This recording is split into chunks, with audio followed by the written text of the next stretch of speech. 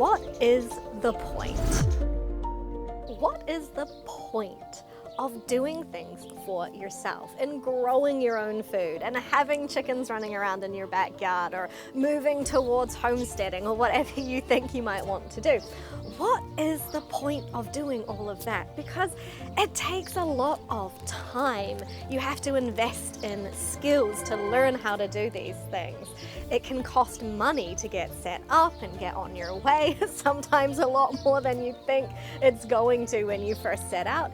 And in some instances, the people in your life, your friends and your family, might just think you're crazy and have no idea why you want to do these things for yourself. So today we're going to talk about that why we like to do these things for ourselves and how that makes us feel better. I'm sure there are as many reasons as to why people want to do things for themselves as there are people doing it. So I will talk about the reasons why I like to do all of this gardening, chicken, baking, cooking, preserving stuff for myself. And for me, the main reason is hope for the future.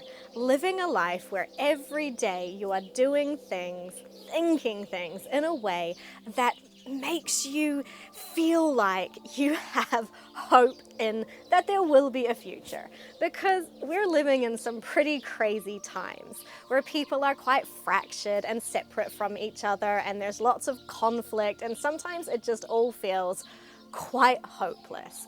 But when you go out to the garden and you plant a seed, you are planting the belief, the hope that that seed is going to grow and turn into a plant that you can eat and turn into food for your family. But you're planting that understanding that in the future, this plant is going to turn into something amazing coming from that tiny little seed that you put into the ground. You're having faith in a better tomorrow, every seed that you plant. So for me, that is the main reason that I like to do all of this stuff, is because it keeps me focused on faith and hope and love for society, for my family, that we can get somewhere that's worth going.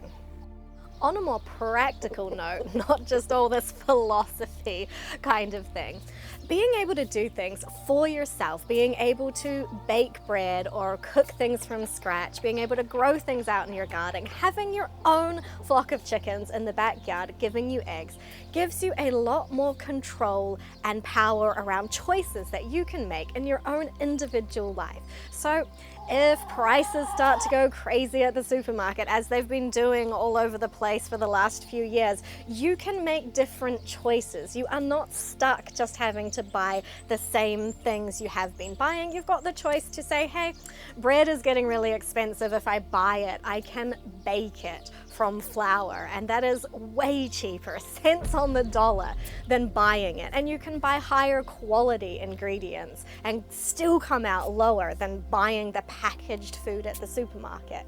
If you have chickens in your backyard, you've got eggs, even if the supermarket doesn't have eggs, or if the cost of those eggs is going through the roof. You start to have choices into how you can manage your budget and your time that other people don't have if they don't have the skills to do some of these things for themselves.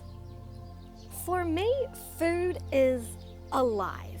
It comes from the living world. And hopefully it's not alive when you're actually eating it. But until that point, food is alive. It is a living thing, part of a living system. Whether that is meat that we're eating or whether that is plant foods that we're eating, those things were alive before we ate them. And from that perspective, I believe that life should be treated with respect and dignity. Doesn't matter if that's plant life or animal life or people life. All life deserves to be able to live the life it has to its best potential. And I do not feel that the industrial food system that we have today respects life in any way. It is all machine-based.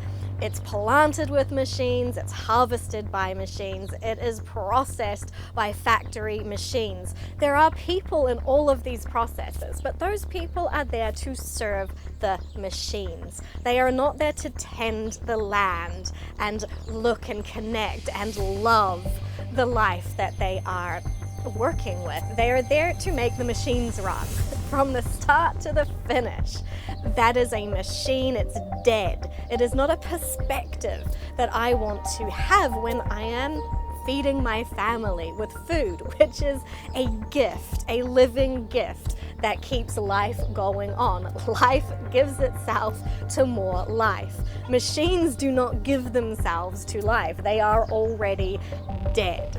And so that's a little bit of philosophy, but it really does make a big difference to how I view all of this stuff that I'm doing, because it does take a lot of time and effort and skill building. It absolutely does. But it brings life and love back into every moment that I am dealing with that food for my family.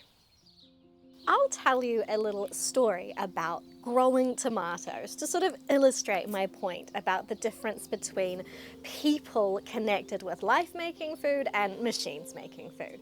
So I grow tomatoes every year and I love them and my family eats lots of them. So when I plant a tomato seed, I do that, well actually now as we're coming into springtime and I'm getting excited for getting out in the garden. So I have my tomato seedlings. I plant the seed, I watch that seed come up under the lights inside and it's all very exciting, and I'm caring for that little seedling. I'm taking that little seedling and I'm putting it into a bigger pot and I'm caring for that seedling until it's big enough to go out into the garden. Then I am planting it, and this is all with my own two hands, and I've already spent maybe a couple of hours at this already. I'm planting it into the garden and then I am caring for that plant in the garden. I am looking at it, I am watering it, I'm seeing if it's okay, and then it's going to grow, it's going to make beautiful tomatoes. I'm going to harvest those tomatoes. Then either we're going to eat them, that beautiful living thing that I've just plucked off the vine hours before we're going to eat it, or moments before we're going to eat it, or I'm going to put some more time in and I'm going to preserve that tomato into salsa or pasta sauce or something like that, which I can put away and bring out to enjoy when we don't have tomatoes out in the garden anymore.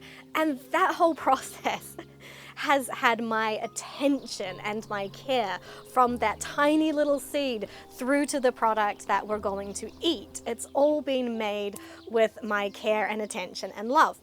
And it's ridiculously inefficient, okay? For something that you could go to the supermarket and buy for $4 or $5, I don't know.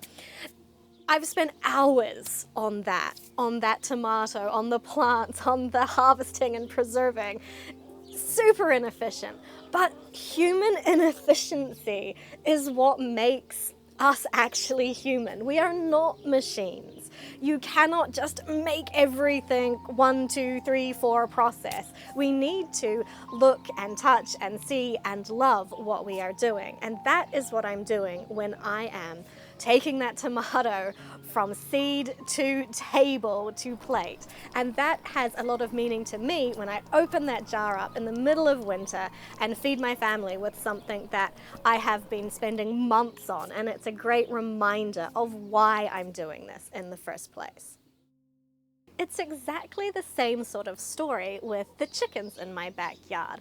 Each of these chickens, I know them personally. They've hatched out here. They've been raised up by a hen that I know, and I know everything about each one of my chickens. And when they lay eggs for me, that is a relationship that we have.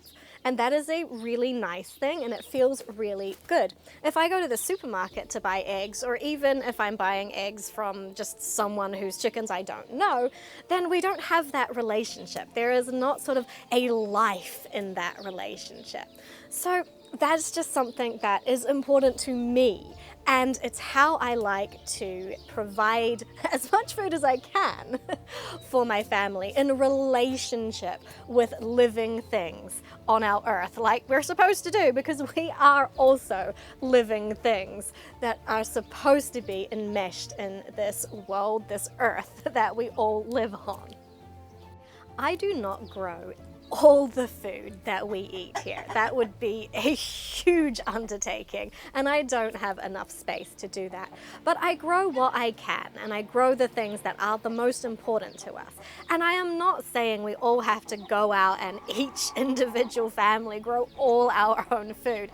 That would just be almost impossible to achieve. But I am saying that it's really important to remember that we are humans, not machines. That there is beauty in the inefficiency of doing things ourselves. There is empowerment and hope and faith in going out and learning how to do something for yourself. That can be as simple, it's not that simple, but as simple sounding as learning how to make your own food from scratch, from ingredients that you are buying. It's still a very empowering thing to do. And that might be growing things in your garden or having chickens or whatever it looks like for you and the time and the skills and the energy that you have to put into this, but do something. And that is the pathway forward to helping us approach this beautiful world that we live in from a more human place with all the other living things that share the planet with us.